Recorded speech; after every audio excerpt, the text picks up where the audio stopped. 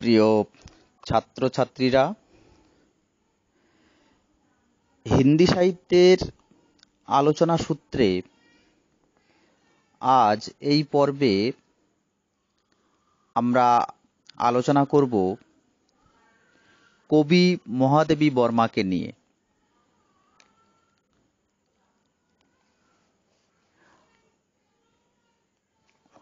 আধুনিক হিন্দি সাহিত্যের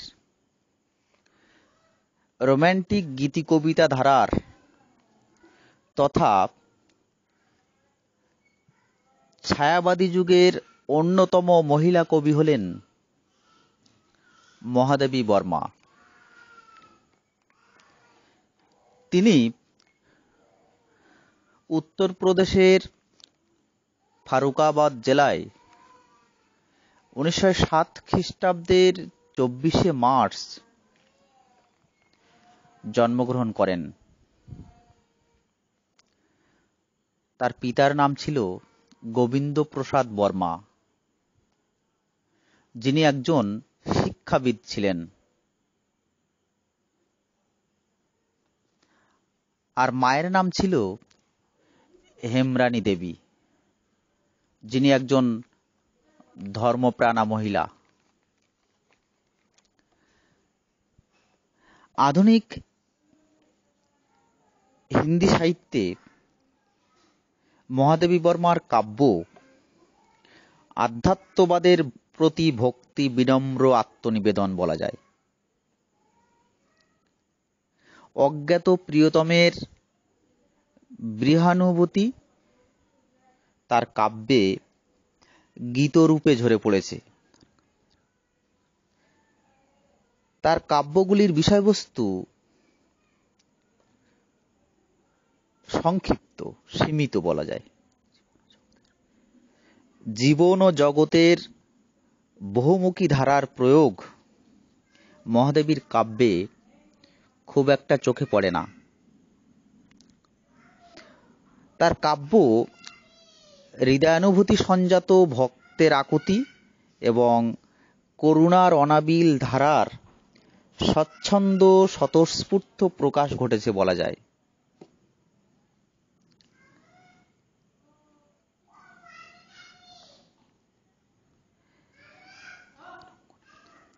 মহাদেবী বর্মার নামকরণের মধ্যেও একটি বেশ জনশ্রুতি প্রচলিত আছে। শোনা যায়, দেবী মহামায়ার বরে বহু সাধ্য সাধনার পর কন্যা সন্তানের জন্ম হওয়ায় পরিবারের সকলে আদর করে নাম রেখেছিলেন মহাদেবী। তার মা হেমরানী দেবী ছিলেন ভক্তিমতী এবং সুশিক্ষিতা। ধর্মে তার অগাধ আস্থা ছিল। বাড়িতে ছিল পূজার্চনার ভক্তিপূর্ত পরিবেশ।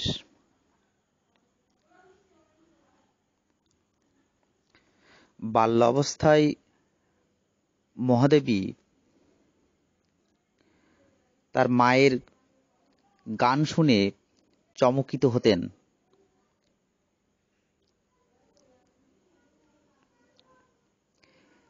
এই সঙ্গীত মহাদেবীর জীবন গঠনে একটা গুরুত্বপূর্ণ স্থান অধিকার করেছিল।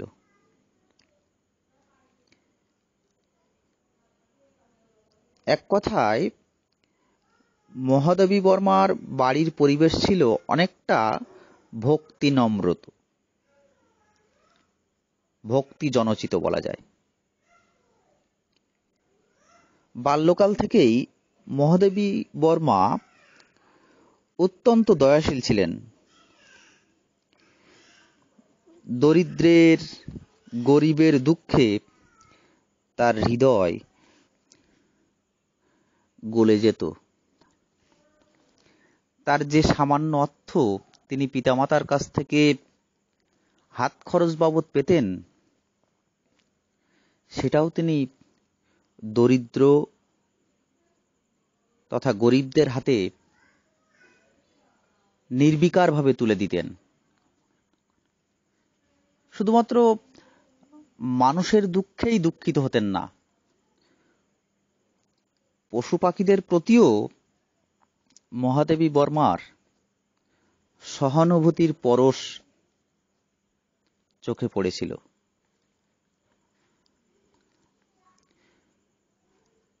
এক কথায় বাল্যকাল থেকেই একটা করুণার মন্দাকিনী ধারা মহাদেবীর হৃদয় থেকে উচ্চারিত হতে দেখি। এই ভক্তিময়ী, করুণাময়, নরম মনের অধিকারী, করুণাময়ী রূপ মহাদেবীর সাহিত্যের প্রতিটি ছত্রে ছত্রে আমরা দেখতে পাই। বাল্যকালেই মহাদেবী বর্মার বিবাহ হয়েছিল মাত্র 14 বছর বয়সে ডক্টর স্বরূপ নারায়ণ বর্মার সঙ্গে। যদিও এই বিবাহ জীবন মহাদেবীর পক্ষে সুখের হয়নি, ফলে তুচ্ছ সাংসারিক বন্ধনের ক্ষুদ্র গণ্ডি তাকে বেঁধে রাখতে পারেনি, যার ফলশ্রুতি হল তাদের বিবাহ বন্ধনের ছেদ, অর্থাৎ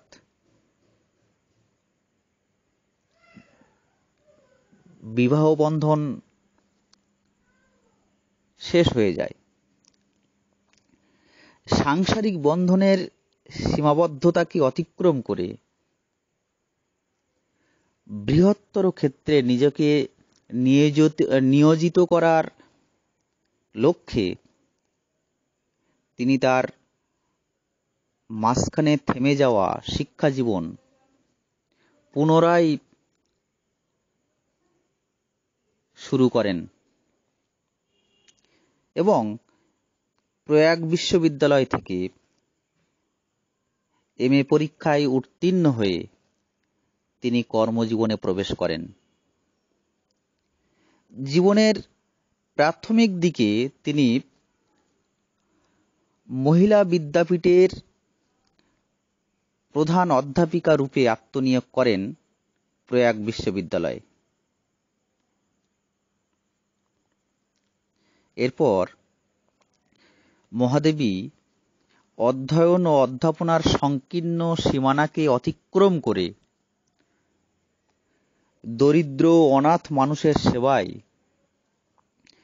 তার জীবন অতিবাহিত করতে থাকেন।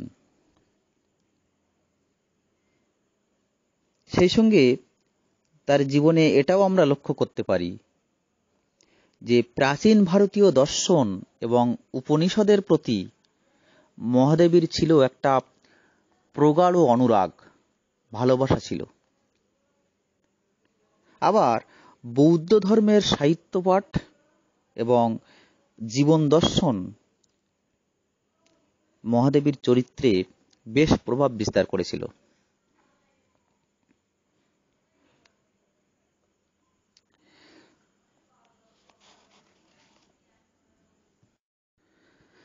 বাল্যকাল থেকেই মহাদেবীর সঙ্গীত ও চিত্রকলায় বেশ অনুরাগ ছিল।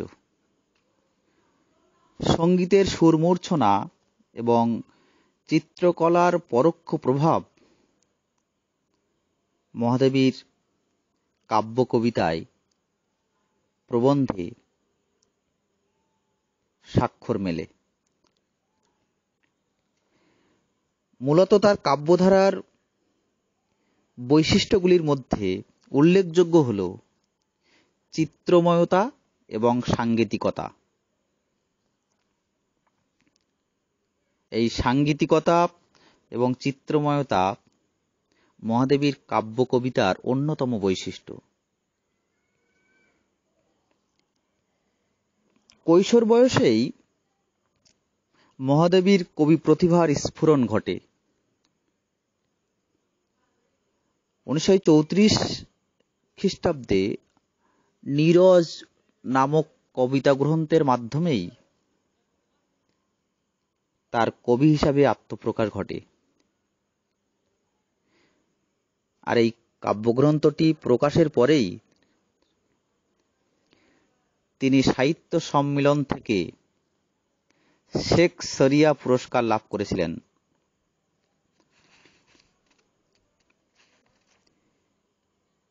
প্রয়াগ মহিলা বিদ্যাপীঠের নির্মাণে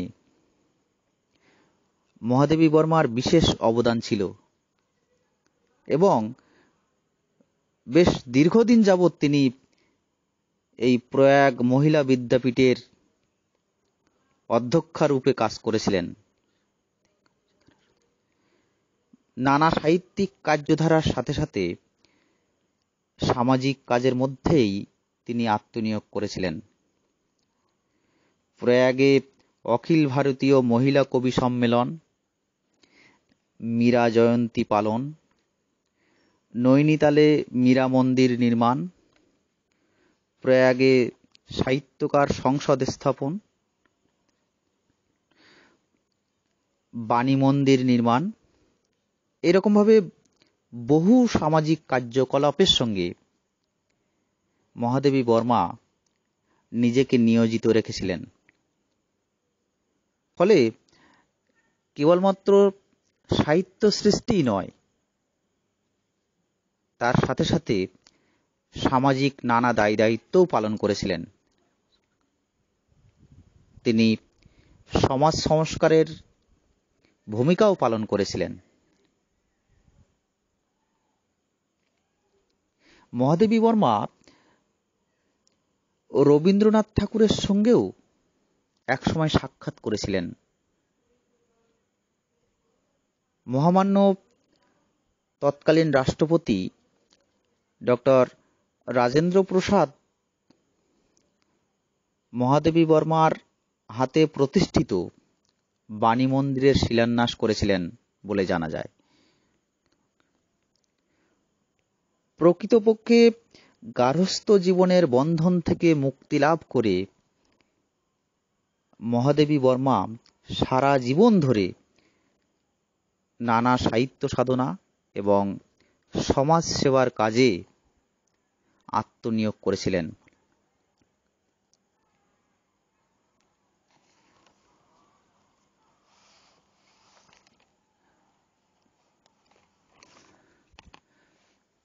শিক্ষা জীবনের সঙ্গে সঙ্গে মহাদেবী বর্মা কবিতা রচনাকেও আত্মনিয়োগ করেছিলেন। তার প্রথম কাব্যের নাম নিহার, যেটা 1930 খ্রিস্টাব্দে প্রকাশিত হয়েছিল। এর ঠিক 2 বছর পরে অর্থাৎ 1932 খ্রিস্টাব্দে প্রকাশিত হয় মহাদেবীর রশ্মি নামক কাব্যগ্রন্থ। তার তৃতীয় কাব্যগ্রন্থ নীরজা প্রকাশ ঘটে 1934 খ্রিস্টাব্দে। এরপর 1936-এ প্রকাশিত হয় মহাদেবীর চতুর্থ কাব্য সান্ধ্যগীত এবং 1942-এ প্রকাশিত হয় দীপশিখা নামক কাব্যগ্রন্থটি।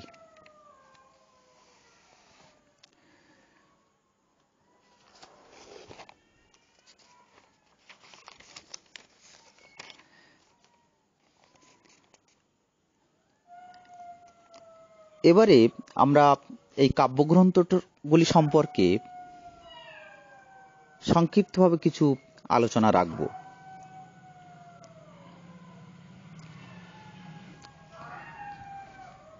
প্রথম কাব্য নিহার মহাদেবী বর্মার প্রথম প্রকাশিত কাব্যগ্রন্থ হলেও মূলত এ কাব্যেই মহাদেবীর কবি স্বভাবের প্রায় সবকটি সম্ভাবনায় বীজাকারে প্রস্ফুটিত হতে দেখি। গীতিধর্মিতা, রোম্যান্টিকতা, কল্যাণবাদিতা, বেদনা, বিরহ, বিষাদময়তা, এর সবকটি সুরই আমরা নীহার কাব্যের কবিতাগুলিতে লক্ষ্য করেছি। তবে এই নীহার কাব্যের মূল বৈশিষ্ট্য হল কৌতূহল মিশ্রিত বেদনার সুর, আর তার সঙ্গে আছে রোম্যান্টিকতা।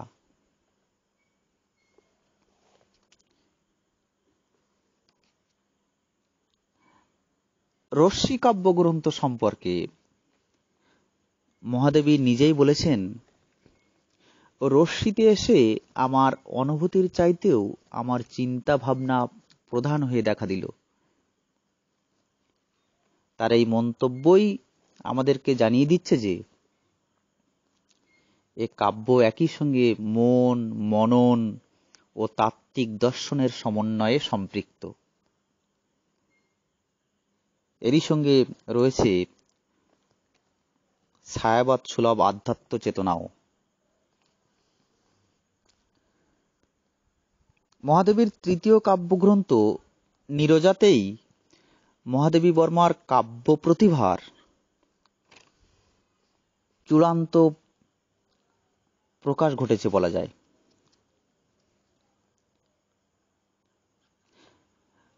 প্রেম ভাবনা ও আধ্যাত্মানুভূতির অপূর্ব মেলবন্ধনে নীরজার অর্থাৎ নীরজা কাব্যের অধিকাংশ কবিতা রসসিক্ত বলা যেতে পারে।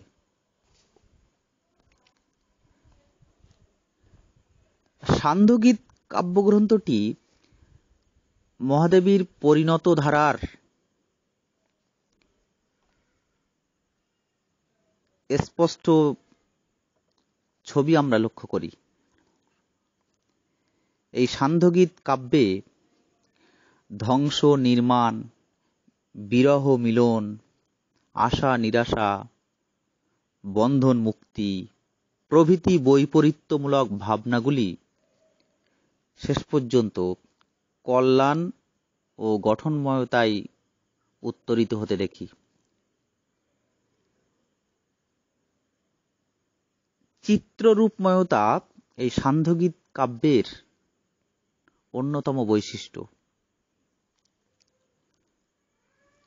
মহাদেবী বর্মার পঞ্চম কাব্য দীপশিখা, এই দীপশিখাকে আশাবাদের কাব্য বলা হয়ে থাকে।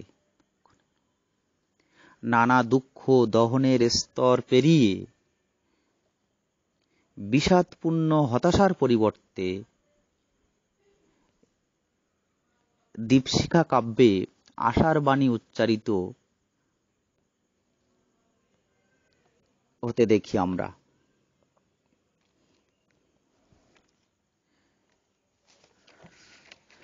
মহাদেবী বর্মার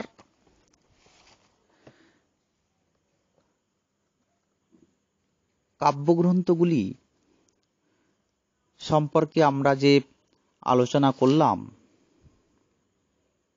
এখানে বেশ কয়েকটি বৈশিষ্ট্য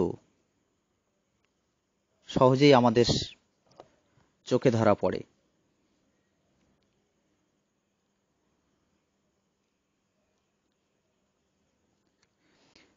মহাদেবী বর্মার সমস্ত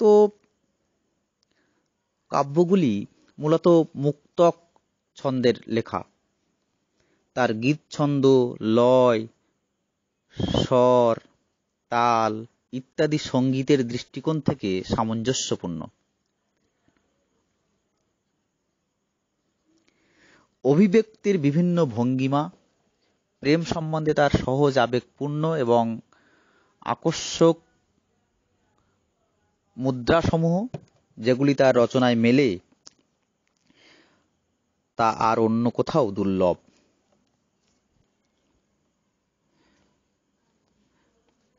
তার দীপশিখা কাব্যগ্রন্থে কবি জীবনের সম্পূর্ণ ভাব সমর্পণ করে দিয়েছিলেন। সারা জীবনের সংবেদনশীলতার আকুল বিস্ময়ানুভূতি এবং চিরন্তনের প্রতি তার অদম্য কৌতূহল মহাদেবীকে পূর্ণতা দিয়েছে। সান্ধ্যগীত কাব্যের ভূমিকায় তিনি স্বয়ং তার সংবেদনশীল রহস্যময়তাকে স্পষ্টভাবে প্রকাশ করেছেন।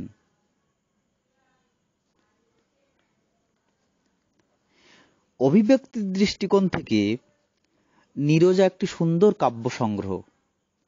তার সাহিত্য শৈলীর প্রথমার্ধে যে অভিব্যক্তির প্রকাশ মেলে তা পরবর্তীকালে আরও অগ্রসর হয়ে আরও সংবেদনশীল হয়েছে। সান্ধ্যগীত কবিতায় এক সমাপনের আগ্রহ প্রকাশিত হতে দেখি।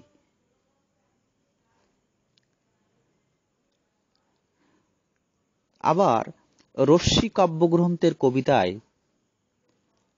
তার রহস্যময়তা স্পষ্ট হয়েছে।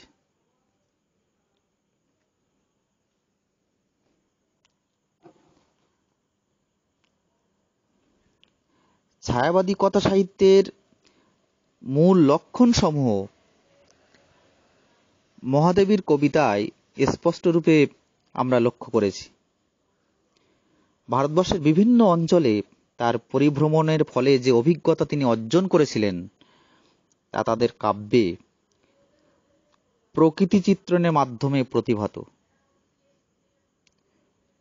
অপার্থিব মহিমার প্রতি তার উপলব্ধি, প্রকৃতির জীবন্ত সত্তায় তার বিশ্বাস তার কাব্য কবিতায় প্রতিফলিত হতে আমরা দেখেছি।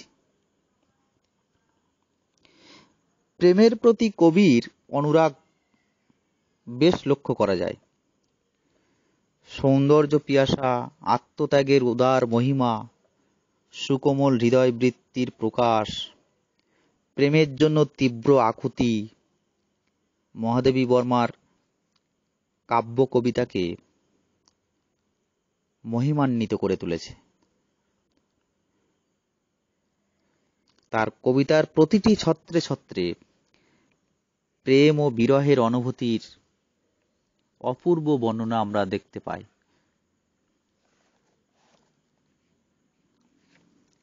তার কাব্যের অন্যতম একটি বৈশিষ্ট্য হল রহস্যানুভূতি।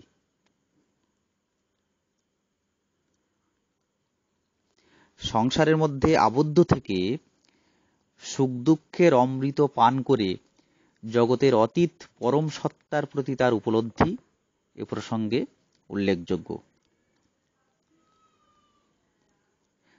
তার কাব্যধারায় প্রতীকতাও লক্ষ্য করা যায়। এক কথায় প্রেম বিরহপূর্ণ আধ্যাত্মিকতার গীতিকার হলেন মহাদেবী বর্মা।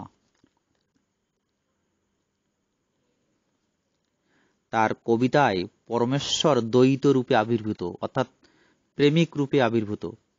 তাই অনেকে মহাদেবী বর্মাকে আধুনিক হিন্দি সাহিত্যের মীরা রূপে অভিহিত করে থাকেন।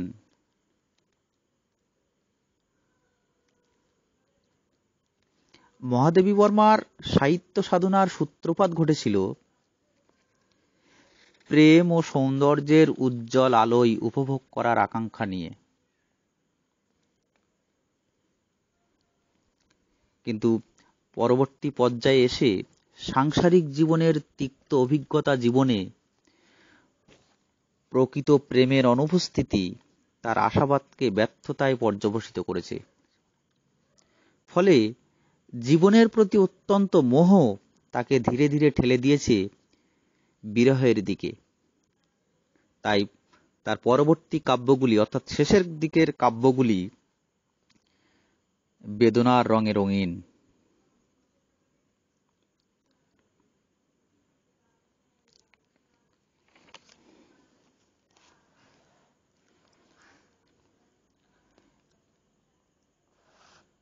হিন্দি সাহিত্যের শ্রেষ্ঠ প্রাবন্ধিক হিসাবেও মহাদেবী বর্মা গুরুত্বপূর্ণ স্থান অধিকার করেছিলেন।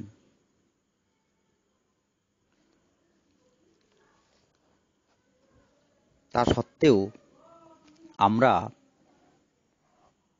মহাদেবী বর্মার গোটা কাব্যজীবনের যে বৈশিষ্ট্যগুলি পাই তা সংক্ষেপে আলোচনা করার চেষ্টা করব। প্রথমত, প্রেমের কবিতায় মহাদেবী বর্মা ইন্দ্রিয়াশ্রিত বাস্তবতা ও অপার্থিব ভক্তিবাদের মিলন ঘটিয়েছেন।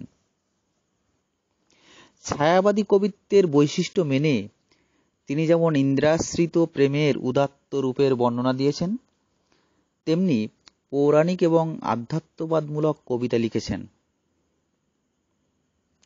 দ্বিতীয়ত, মহাদেবী বর্মার কবি স্বরূপের অন্যতম বৈশিষ্ট্য হল সাঙ্গীতিক মূর্ছনা, যা মূলত গীতিকাব্যের সুরে ধ্বনিত হতে দেখি আমরা। তৃতীয়ত, কাব্য স্বভাবে মহাদেবী মূলত বিরহ আত্মক।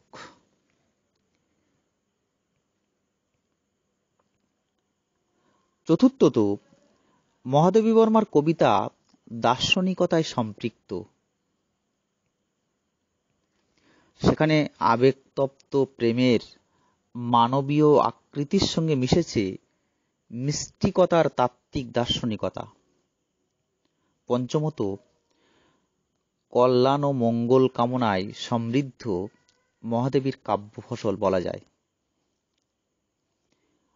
ষষ্ঠত, মহাদেবীর কবিতা বিষাদময়। জীবন ও জগৎকে তিনি বিষাদের আলোকে প্রত্যক্ষ করেছিলেন, দেখেছিলেন।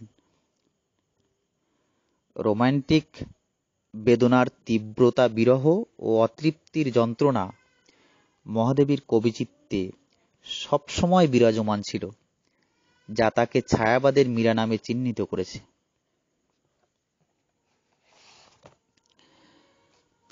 ছায়াবাদী কবিদের রচনায় বেদনাবিধুর বিষাদের গভীর প্রকাশ লক্ষ্য করা যায়, আর সেই সূত্র ধরে মহাদেবীর রচনায়ও এই ছায়াবাদী যুগের বেদনাবিধুর বিষাদের ছবি আমরা লক্ষ্য করি। মহাদেবী বর্মার ব্যক্তিগত জীবনের বিষাদময় পরিণতির প্রকাশ তার কাব্যের প্রতিটি পরতে পরতে প্রকাশ পেয়েছে। তিনি মূলত গীতিকবি ছিলেন এবং তার কাব্যের প্রধান ভাব হল প্রেম। তবে এক শ্রেণীর সমালোচক মহাদেবীর প্রেমের কবিতায় আধ্যাত্মিকতার রং চড়িয়ে থাকেন। মহাদেবীর কাব্যের বিষয় হল প্রেম ও সৌন্দর্য। জীবনের মধুর ও কোমল রূপকেই তিনি তার কাব্যের প্রতিপাদ্য বিষয় হিসেবে গ্রহণ করেছিলেন। ছায়াবাদের গতিশীলতার ধারায় তার গীতগুলি শরীরী মায়াকে অবলীলায় ত্যাগ করে বেরিয়ে এসেছে। তার সান্ধ্যগীত কাব্যের কবিতাগুলি কেবলমাত্র কবির মানস গঙ্গোত্রীর সহজ প্রবাহ নয়, রমণীয় কাব্যকলার অত্যুৎকৃষ্ট নিদর্শন রূপে পরিগণিত হতে দেখি আমরা।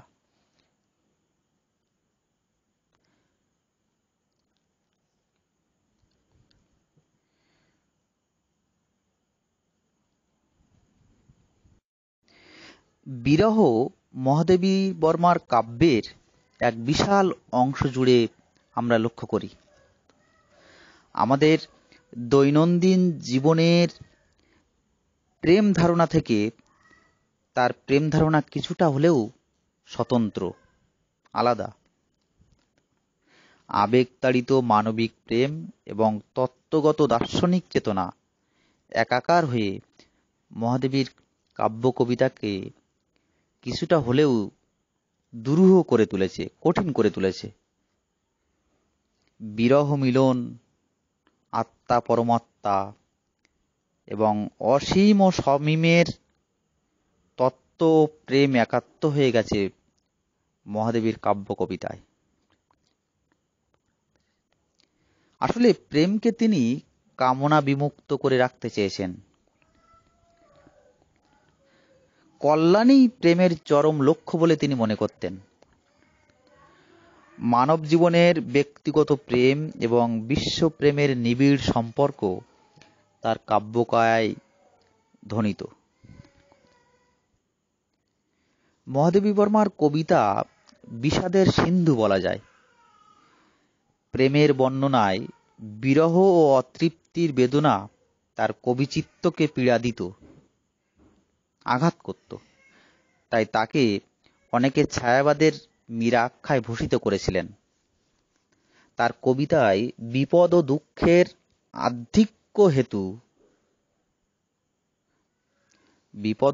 আধিক্য হেতু অনেক সমালোচক তাকে দুঃখবাদী কবির শিরোপা দিতে চেয়েছেন। আসলে কবি মনে করেন, পৃথিবীর বেদনার সাথে নিজের বেদনাকে একাকার করে দিতে পারলেই কবির মোক্ষ লাভ হতে পারে। মহাদেবী বিষাদের মধ্যেই প্রিয়তমকে এবং প্রিয়তমের মধ্যে বিষাদকে আমৃত্যু খুঁজে বেরিয়েছেন। তিনি বলেছেন, দুঃখ আমার মনে ভিজে কাপড়ের মতো জড়িয়ে আছে। সামগ্রিকভাবে ভারতীয় নারী জীবনের ব্যক্তিগত হতাশাজনিত অসন্তোষ ও ব্যক্তিগত আকাঙ্ক্ষাকে একাকার করে মহাদেবী বর্মা তার কাব্যের সুর বেঁধেছেন। ফলে যথার্থভাবেই তিনি দুঃখবাদের প্রবক্তা রূপেই পরিগণিত আমাদের কাছে, পাঠক মহলের কাছে, হিন্দি সাহিত্যের ইতিহাসের কাছে। তাই মহাদেবী বর্মা হিন্দি সাহিত্যের ছায়াবাদী ধারার যথার্থ মীরা বলা যায়।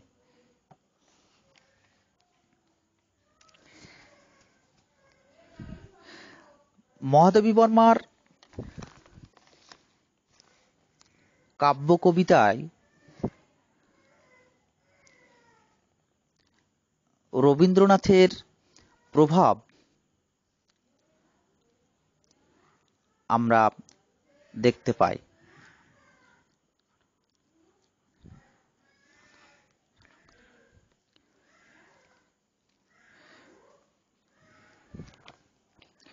সামগ্রিকভাবে মহাদেবী বর্মার কাব্য প্রবন্ধের আলোচনার শেষে আমাদের মনে হয় তার জীবনযাত্রা ও চিন্তাধারা তার সাহিত্যের সঙ্গে, বিশেষ করে কাব্য কবিতার সঙ্গে একাকার হয়ে গেছে বলা যায়। ব্যক্তিগত জীবনের সুখ দুঃখ হাসি কান্নার সঙ্গে তার অনুভূতির মেলবন্ধন তার সাহিত্যকে এক উচ্চ স্তরে স্থান দিয়েছে বলা যায়। বিরহের আগুনে নিজের জীবনকে পরিশুদ্ধ করে তিনি পরম সিদ্ধি লাভের পথে অগ্রসর হতে চেয়েছিলেন তার কাব্য কবিতার মধ্য দিয়ে।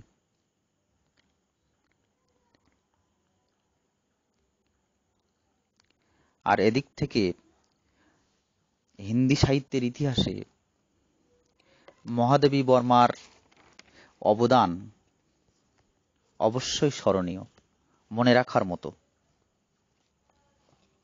যাই হোক, আজকের আলোচনা এ পর্যন্তই।